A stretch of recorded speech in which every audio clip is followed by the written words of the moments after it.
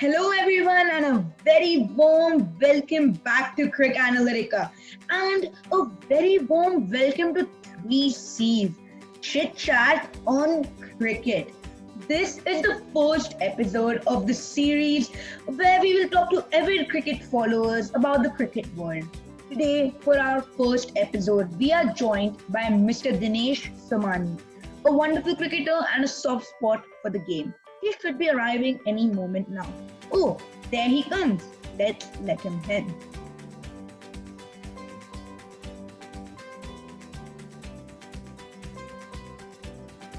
Be joining in a moment. Hello, very warm welcome. Glad to have you with us today. So how did you watch the match that went by this evening between Bangalore and Rajasthan? It was a cracker of a game. Yes, and I'm happy to be here, and I'm happy for you that RCB won because I know you support RCB.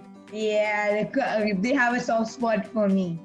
So anyway, let's get going. There are going to be a few questions, and then after that, we'll have a quick rapid fire round at the end. To begin with, IPL happening in the UAE is a blessing in disguise for all of us. And as we know, UAE has a strong population of the subcontinent, meaning the love for cricket is massive. So what impact do you think that the IPL has on young, aspiring generations of cricketers in UAE? Things like international players adapting to pitches and dealing with severe heat. What learning does that give to young cricketers? So I think youngster can associate with IPL because they like T20. It's tailor-made for them. The fact that it is happening closer to home is also a plus. They get to see international players and how they have, acclimatized themselves to the summer heat. Of course, the weather is now getting better. Of course, it would have been better if it was happening and they could have gone to the stadium and watch it in person. It would have been even better, but I think still it is a good decision that it was done over here, and I am sure youngsters are seeing and learning a lot. That's really good. You talked about motivation and how they're getting motivated. It's really the key. Now, there are different grounds that act differently. Each ground acts differently. So in Abu Dhabi, Dubai, and Sharjah. Some grounds are moving faster, some grounds are small boundaries. So do you think it's an advantage for some teams to be playing more matches in a ground and some teams to be playing less matches in the ground? I think so, because as you would have noticed, Abu Dhabi's pitch seems to be on the slower side. Sharjah boundaries are short. Dubai is somewhere in the middle. So I think, it is, even though it's the same country and they are very close to each other, but still those grounds are different to each other. So I'm sure it will be a different experience playing on each three of them. I think somebody with big hitters would prefer Sharjah because the boundaries are short and the pitch seems to be playing still well. But as the tournament progresses, probably the pitches will get slower and slower. So it will be interesting to see who is able to adapt better. That's wonderful. That's a really good point you mentioned there. Now we are around the halfway stage of IPL. 25-30 matches have been concluded. And what team you think is the best equipped? With the Indian strength, overseas strength, all-round balance, which team do you think is most well-equipped? Well, typically we would always go with the two stalwarts, which is Mumbai Indians and CSK. But as we know, CSK doesn't seem to be doing well. Correct. I know Mumbai Indians is at the top of the charts, but the team that is really striking well this season for me is Delhi Capitals. I think they seem to be doing well. They have the momentum with them as well. So that is a team to be watching out for. You mentioned that they've played really well as a team. Now, one thing that is going on right now is the two top teams are playing as a team, and the team on the bottom of the table is playing with one player each game. One player is performing. So it's very hard to choose one player who's been like a star for Delhi. So which player do you think has helped them win maximum number of their matches? I think as you rightly pointed out, it's a team effort. So I don't think there's anybody who is really in particular shining for them. I think things are clicking for them. They seems to be doing most of the things right, and luck seems to be on their side. So I think it's a team effort. Team effort, isn't that the key word? Because without team, there's really nothing in cricket. So it's really good that there's team. Yes. So yeah, you mentioned that Delhi is the best equipped team, the worst equipped team, just absolutely struggling and aren't able to find momentum, aren't able to find balance, a proper 11. Which team do you think nothing seems to be working? Which team has that luck this year? Which team do you think is going to end up with the wooden spoon? I think having a look at the points table, Kings 11 Punjab seems to be that one. But I think Chennai Super Kings are also not doing that well either. They seems to be struggling, carrying a lot of old legs and all of that. But with CSK, you never know; they can always turn it around. So right now, that team is Kings 11 Punjab. Kings 11's Punjab, but what is happening to them? Why are they not clicking? Is it their newbie captain? Is it that their plans are going haywire? Because they do have the two highest run scorers as of now in their team. They also have a steaming fast bowler in Mohammad Shami, huge hitters in Nicholas Pooran, Chris Gale, Glenn Maxwell. So is it just luck or is it something else? What is happening? I think as you pointed out earlier, it's a team game, right? And you may have superstars in your team and all of that, but what is really required is for them to click at the same time and for them to really, click together as a team. You need performances from more than one person to win a game for you. Of course, you always have somebody like AB de Villiers also, but I think what they are missing is that the team is not putting in their effort together and they're not moving in the right direction. All right. You also mentioned Chennai Super Kings, right? What is it if now we all know they haven't been playing with the right intent? I mean, they've been playing quite slow. So why do you think that's happening? Are there some completely different plans? We saw Sam Curran opening. What's going on with Chennai? Do you have any idea what MS Dhoni's plans might be? Because the loss of intent is surprising. I think they're just running on old legs. They need a fresh pair of legs, a fresh pair of eyes, fresh pair of mind, fresh mind. I think they need to change a lot of things. I think they think that the old tried and tested methods will work, but probably I think they're reaching the end of their shelf life. Really good point. I mean, I feel like all the players that have been performing in 2000s have all been collected by Chennai.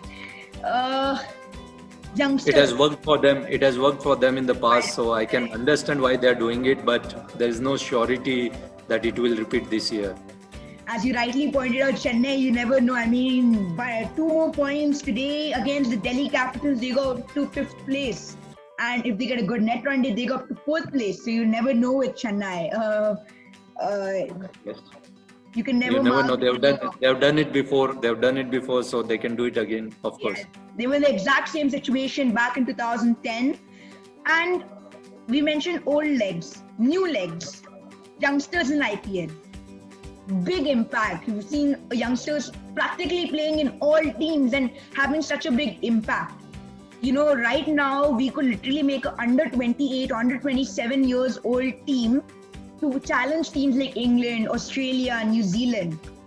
So who do you think from these young players are the next Virat Kohlis, next Sachin Tendulkars of Indian cricket? Just name a few. I think, with youngsters, my point of view is that I would like to see them play for at least a year or two before announcing them as the next Sachin or Virat Kohli and all. We need to give them time. Second, it's again, T20 is not the place where you can really find the next Virat or Sachin. So we'll have to wait and see. But your point is right that there are a lot of youngsters who have done very well in this, especially bowlers, right? Of course, Palikkad is the batsman that seems to have done very well. I enjoyed watching him. But Mavi, Bishnoi, there have been some really good Indian youngsters who are bowling very well, taking the pressure on. So that is very refreshing to see. So who will be the next, Kohli or Sachin? We'll have to wait and see. Correct. You said that it's hard to see from T20s. So let's look at a little bit of imagination. Imagine one of Devdutt Padikkal or Prithvi Shaw, Shubman Gill, or one of the big hitting youngsters playing ODIs or tests for India. Which of them do you see in your imagination succeeding really well? I think Shubnam Gill is very good. Prithvi Shaw, we know what he can do. He has played test also. Unfortunately, he got injured. But Palikat seems to be doing very well. He reminds me of Yuvraj. I hope he does better than Yuvraj in test. But I think these three seems to be, and of course, how can we forget Iyer? Iyer seems to be enjoying his captaincy and all of that. KL Rahul is good, but again, somehow what happens to him in test, I don't know. But I think Indian future seems to be on the right path. And with the bowlers doing well in IPL, I'm actually excited about the future. Mm-hmm. You mentioned Shreyas Iyer. He's the captain of according to you and according to a lot of people, one of the best teams in the IPL of Delhi Capitals. Do you think someday he might have visions of taking over the reins of Indian national team? Sure, why not? I mean, everybody who plays cricket for India one day dreams to lead the team and lead the country.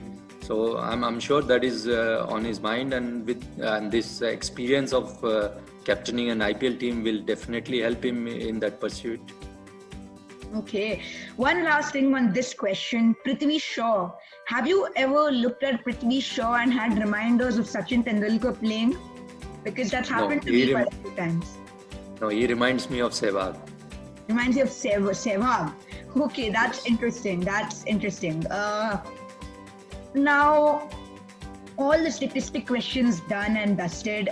Not the statistic, the analysis questions done and dusted. We're going to be having a quick rapid fire. First part is more of stats, testing how much you've learned about the IPL over the years. The second one's really, really fun. So let's test the stats. How much do you know about IPL? Okay. How many IPL finals has RCB featured in? 0. 3. How many have they won? 0. Okay, that's right. But they've featured in 3 IPL finals, lost all 3. Fill in the blanks. Kapil Dev. Kapils. They used to be called Kapil's Devils. Kapil's Devil. Kapil's Devil, yeah. Yes. Winner of IPL 2020? Delhi Capital. Delhi Capitals. Bowler that has sent the batsman out for ducks the most number of times? Chahal. Malinga.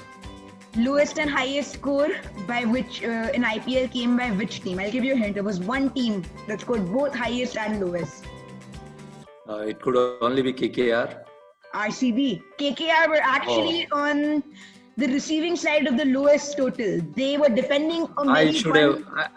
I should have assumed that you will be asking a lot of RCB questions. They were on the receiving end. They were defending 132 against the RCB lineup consisting of De Villiers, Kohli, Gale, and RCB were bundled out for 49. They also made 265. Now we know yes. Kohli is one of the best players in the world, the best if not. Someone else was taken over Kohli in 2008 by Delhi Daredevils, now Delhi Capitals. Which player was this? In IPL 2008.